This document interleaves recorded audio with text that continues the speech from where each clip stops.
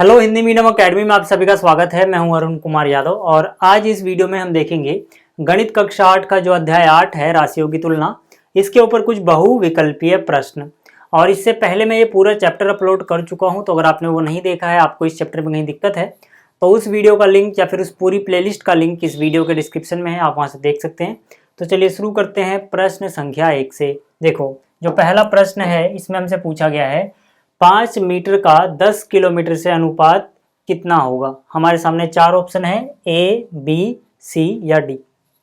तो आपको क्या करना है, आपको वीडियो पॉज करनी है और फिर इसको सॉल्व करके इसका आंसर कमेंट बॉक्स में लिखना है। ठीक है, जो भी आपको आंसर सही लग रहा है, ए, बी, सी या डी, पहले आप क्वेश्चन नंबर लिखोगे 1, उसके बाद यहाँ पे ऑप्शन ए, बी, सी या डी, जो भी आपको सही लगता है। ठीक है, तो चलिए देखिए, यहाँ पर क्या हमारे पास 5 मीटर है और इसका हमें अनुपात निकालना है 10 किलोमीटर से। तो 5 मीटर ऊपर लिखो, 10 किलोमीटर नीचे लिखो। अभी आप इनको काट नहीं सकते हो, क्योंकि काटने के लिए जो इनकी इकाइयाँ हैं वो एक जैसी होनी चाहिए, जबकि ये मीटर है और ये किलोमीटर है। तो आप क्या करो, दोनों को एक चीज़ में बदल लो। तो मीटर को मीटर रहने देते हैं, किलोमीटर से मीटर बदलना आसान होता है। ठीक है, अपने को पता है कि 1 किलोमीटर में 1000 मीटर होते हैं, यानी कि जो भी ये था, इसको अगर मैं 1000 से गुणा कर दूँ तो 1 किलोमीटर की जगह मीटर बन जाएगा। ठीक है, अब हम काट सकते हैं इनको। तो यहाँ से 5 एकम 5, 5 दूनी 10, तो कितना आया देखो, ऊपर कितना बचा हुआ है 1 और नीचे कितना बचा है 2 गुणा में 1000 यानी 2000। तो अनुपात कितना बनेगा, 1 अनुपात नीचे कितना है वो यहाँ लिख दो 2000। कौन सा ऑप्शन सही है, ऑप्शन बी, 1 अनुपात 2000। ठीक है, तो ये पहला प्रश्न था, आपको समझ में आ गया होगा। बात करते हैं दूसरे की। यहाँ पर देखो, जो ये दूसरा प्रश्न है इसमें बोला गया है 3 अनुपात 4 को प्रतिशत में बदलने पर क्या मिलेगा। ठीक है, और ए, बी, सी या डी, 4 ऑप्शन है आपके पास। तो यहाँ पर क्या देखो, मैंने आपको क्या बताया था जब ये चैप्टर कराया था कि जो 3 अनुपात 4 है, पहले इसको भिन्न में बदल लो। तो 3 ऊपर लिखोगे, 4 नीचे लिखोगे, फिर प्रतिशत में बदलना है। तो प्रतिशत में बदलने के लिए इसको 100 से गुणा कर देते हैं। भिन्न को 100 से गुणा करते हो तो यहाँ पे आप प्रतिशत का निशान लगा दो। ठीक है, तो यहाँ से देखो 4 से काटेंगे, 4 एकम 4, 4 दूनी 8, 10 में से 8 गया, 2 के आगे 0, यानी 4 पंजे 20। ठीक है, तो 25 गुणा 3 कितना होगा 75। तो कौन सा ऑप्शन है, 75% ऑप्शन है, यानी कि यहाँ पर ये ऑप्शन ए सही है। इसी तरह से अगला सवाल देखते हैं। अगला जो सवाल है वो है 8 कलम में से 6 खराब हैं, मतलब 8 पेन है उसमें से 6 खराब हैं, तो कितने प्रतिशत कलम अच्छे हैं। ठीक है, कितने प्रतिशत अच्छे हैं, तो कैसे निकालोगे, देखो यार, इसके लिए सिंपल सी बात है, ऊपर आएगा अच्छे पेन कितने हैं या अच्छे कलम कितने हैं। ठीक है, अगर आपको प्रतिशत निकालना है तो नीचे क्या आएगा, फॉर्मूला क्या भाई, जो टोटल होता है वो नीचे आता है, यानी कुल कलम नीचे आएगा। तो यहाँ से भिन्न बन जाएगा, भिन्न को आप 100 से गुणा कर दोगे तो प्रतिशत में बदल जाएगा भाई, सीधी सी बात है। तो देखो यार, 8 में से 6 तो खराब हैं, तो 8 में से 6 हटा दो, कितने बचे 2, यानी कि अच्छे कलम कितने हैं 2, कुल कलम कितने हैं 8, गुणा किससे करोगे, गुणा कर दो 100 से। ठीक है, 2 से काटोगे 2 एकम 2, 2 चौक 8, 4 से काटोगे 100 को कितना आ जाएगा 25। ठीक है, तो मतलब सिर्फ कितना बचा यहाँ पे, सब कुछ तो कट गया, 25%। तो 25 कौन सा ऑप्शन है, ऑप्शन बी। ठीक है, चलिए अगला सवाल देखो। तो अब देखो, जो अगला सवाल है इसमें बोला गया है रवि अपने धन का 80% खर्च कर देता है, अब उसके पास 40 रुपए बचते हैं, तो शुरू में उसके पास कितने रुपए थे। ठीक है, मतलब क्या है कि मान लेते हैं रवि के पास थे x रुपए शुरू में, अब इस x रुपए में से वो 80% खर्च कर देता है। अगर वो 80% खर्च कर देता है तब उसके पास बचते हैं 40 रुपए। तो प्रतिशत में कितने बचेंगे, देखो कुल मान लो 100% था, 100% में से 80 खर्च कर दोगे, 20% बचेगा, यानी x का 20%, और यही x का 20% जो बचा है वो रुपए में कितना है 40। तो हम कह सकते हैं कि भाई x का 80% खर्च करने के बाद x का 20% बचा होगा, जो कि कितने रुपए के बराबर है, 40 रुपए के, क्योंकि 40 रुपए बचे हैं। तो हमें बस ये निकाल लेना है। ठीक है, तो इसको कैसे करोगे यार, ये तो आसान है अब। ठीक है, ये समझाने के लिए था, मिटा देता हूँ, ये तो आसान है, बस इसको सॉल्व भी तो करना है। तो यहाँ से 80 गुणा में 20/100 बराबर कितना आया 40। ठीक है, तो यहाँ से 2 एकम 2, 2 पंजे 10, नीचे वाला 5 उधर गुणा में चला जाएगा, यानी कि x, यहाँ तो कट के 1 बचा है तो x गुणा 1 x हो गया, नीचे कितना है 5 बराबर कितना है 40। तो यहाँ से अगर मैं निकालूं तो x बराबर ये 5 जाएगा गुणा में, 5 गुणा 40 यानी 200, ठीक है ना, ये इधर गुणा में चला जाएगा तो 5 गुणा 40 यानी 200, तो मतलब उसके पास शुरू में 200 रुपये थे। ठीक, चलिए अगला प्रश्न देख लेते हैं। देखो ये 5वां प्रश्न है, इसमें बोला गया रुपए 840 अंकित मूल्य वाली वस्तु रुपए 714 में बेची जाती है, बट्टा और बट्टा प्रतिशत ज्ञात कीजिए।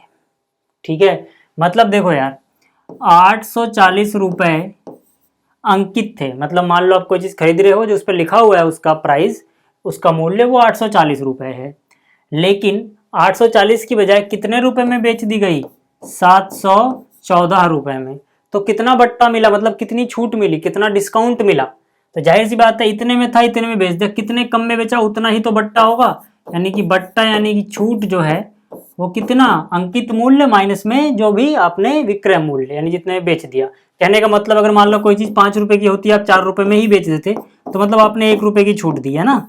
तो वैसे ही यहाँ पर है, कोई चीज 840 रुपए अंकित मूल्य था, आपने 714 में ही बेच दिया, तो बट्टा यानी कि छूट कितनी मिली, इसमें से ये माइनस कर दोगे, तो माइनस करने पे कितना आएगा, 10 में से 4 गया 6, 3 में से 1 गया 2 और 8 में से 7 गया 126 रुपये। ठीक है, 126 रुपये बट्टा आया। ठीक है, तो यहीं से देख लो आप 126 किस में है, एक में ही है, हमसे बट्टा ही पूछा, बट्टा का प्रतिशत भी पूछा है, लेकिन क्योंकि बट्टा 126 आया और 126 सिर्फ एक ही ऑप्शन में है और कहीं है ही नहीं, तो अगर हम प्रतिशत ना भी निकाले तो भी ऑप्शन बता सकते हैं कि ए ही होगा। बट अगर आप निकालना चाहते हो तो बट्टा प्रतिशत कैसे निकालते हैं वो समझा देता हूँ। ठीक है, हालांकि यहाँ जरूरत नहीं है, ऑप्शन पता लग गया मैं। अगर 126 दो जगह होता, प्रतिशत अलग अलग होता, तब हम बट्टा प्रतिशत निकालते, बट वो तो हमें पता ही है 126 एक ही जगह आ रहा है ना। बट फिर भी बट्टा प्रतिशत कैसे निकालोगे, बट्टा प्रतिशत निकालने के लिए जो भी बट्टा आया है जैसे कि 126 वो ऊपर रख दो, अंकित मूल्य जो होता है वो नीचे लिखते हैं, तो अंकित मूल्य कितना है 840 और गुणा में 100 करते हैं, तब आता है बट्टा प्रतिशत। फिर से बोल रहा हूँ, जितना बट्टा यानी डिस्काउंट आया है वो ऊपर लिखो, नीचे टोटल अंकित मूल्य कितना था शुरुआत में, गुणा में 100 कर दो, ये हो जाएगा। ठीक है, तो 1 0 से 1 0 कट गया। ठीक है, 14 के टेबल में दोनों आ रहे हैं, 14 9 जा 1 26 होता है और 14 6 जा। ठीक है, तो यहाँ से करोगे तो कितना हो जाएगा, फिर से कट जाएगा, 3 दूनी 6, 3 तिया 9, 2 से कट जाएगा, 2 पंजे 10, तो 3 बचा और 5 बचा, 3 गुणा 5 कितना 15%। ठीक है, तो देख लो यहीं पे आ रहा है। बाकी अगर मैं ना भी निकालते जैसे मैं शुरू में समझाया तो हमारा काम चल जाता। चलिए अगला क्या है, 500 रुपये में खरीद कर कोई वस्तु 600 रुपये में बेच दी गई अगर, तो कितना लाभ होगा, प्रतिशत में निकालना है। तो पहले लाभ देख लो कितना होगा भाई, लाभ क्या होगा, आपने 600 रुपये में बेचा, खरीदा कितने में था 500 में ही, तो कितने का फायदा हुआ 100 रुपये का। भाई 100 रुपये का ही तो फायदा हुआ, आपने खरीदा था 500 में, बेच दी 600 में। ठीक है, तो विक्रय मूल्य माइनस क्रय मूल्य, विक्रय मूल्य बढ़ा है वही होगा लाभ। लेकिन हमें लाभ नहीं निकालना, हमें लाभ प्रतिशत निकालना है। तो लाभ प्रतिशत कैसे निकालते हैं, जो लाभ हुआ है वो ऊपर, ये सब मैंने आपको चैप्टर में पढ़ाया था। नीचे क्या आता है, हमेशा क्रय मूल्य आता है, याद रखना, विक्रय मूल्य मत लिख देना। लाभ या हानि जो भी होगा वो ऊपर, क्रय मूल्य आता है नीचे और गुणा में 100, तब निकलता है प्रतिशत। ठीक है, तो यहाँ से कितना भाई, 100 एकम 100, 100 पंजे 500, 5 एकम 5, 5 दूनी 10, 1 0 से 1 0, कितना बचा 20% है ये। तो 20% है क्या कोई ऑप्शन, ऑप्शन है।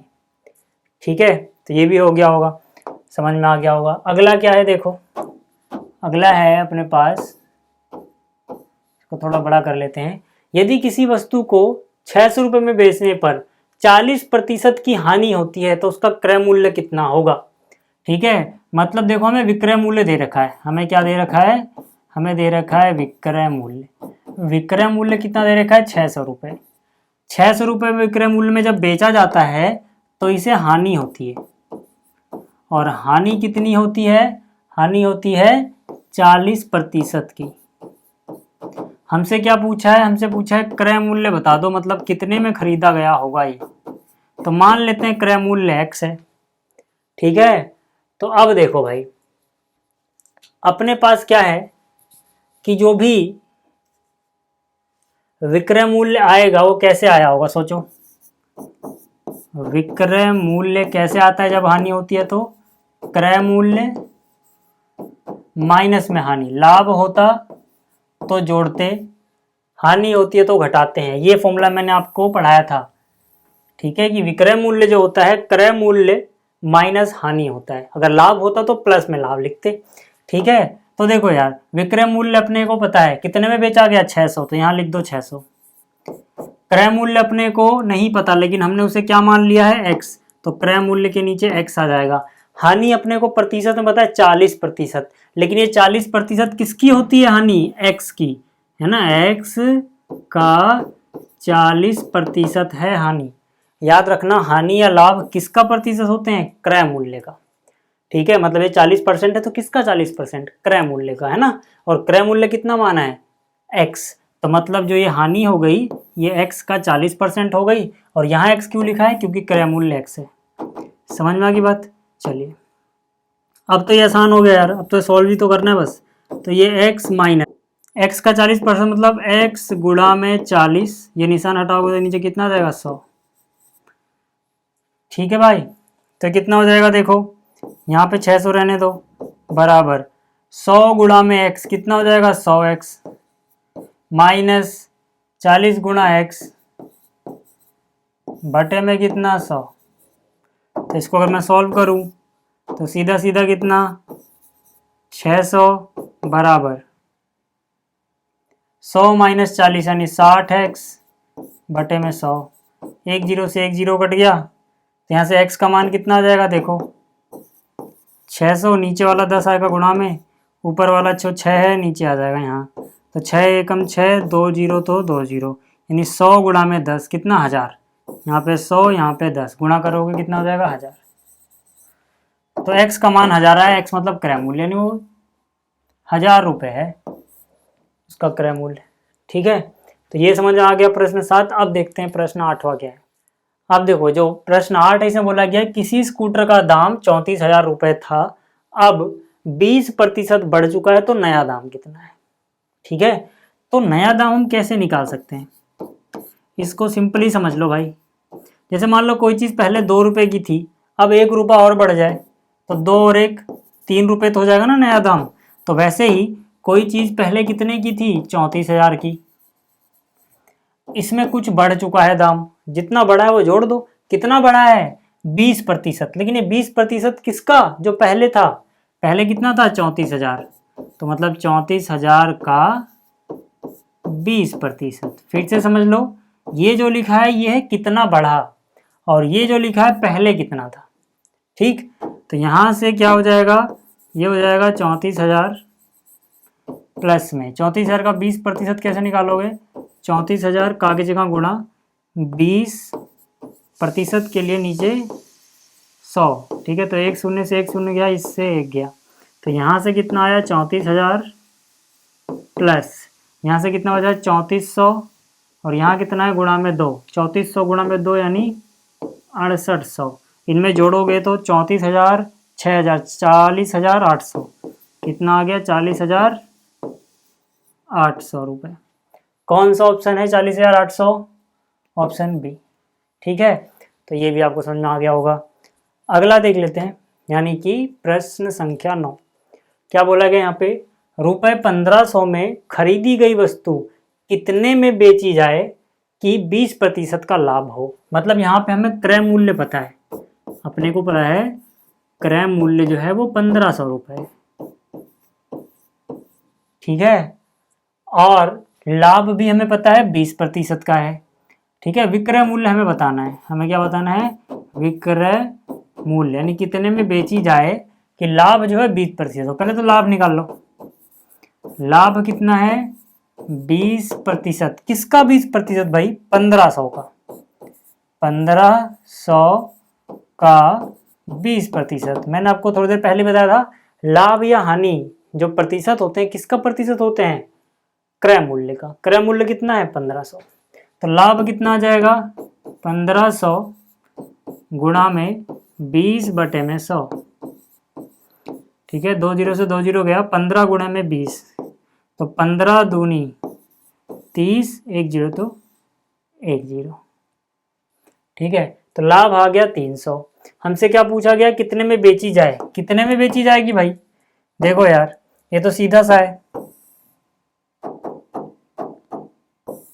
आपने खरीदा कितने में था, 1500 में, लाभ कितना हो रहा है 300 का, तो कितने में बेचोगे, 1800 में ही तो बेचोगे। यानी कि विक्रय मूल्य कितना, क्रय मूल्य जमा में लाभ, यानी कि 1800 आ गया।